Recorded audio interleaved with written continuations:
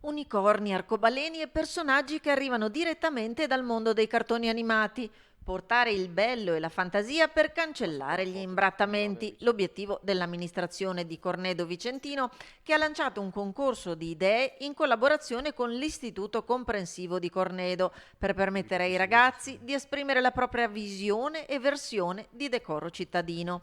Ed ecco qui il muro vicino all'asilo nido comunale, imbrattato negli anni, che si anima ora di colori e vivacità in sintonia con spazi che tornano ad essere a visione di bimbi, come precedentemente era stato fatto con la staccionata dell'asilo, prima imbrattata, poi rimessa a nuovo. Cornedo agli atti vandalici risponde con fermezza ma anche con fantasia.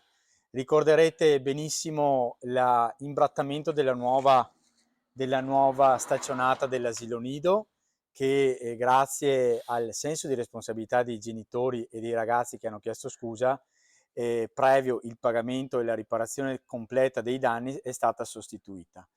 Abbiamo colto l'occasione anche per risistemare il muro imbrattato da bruttissimi graffiti fatti da adolescenti, da ragazzi negli anni passati.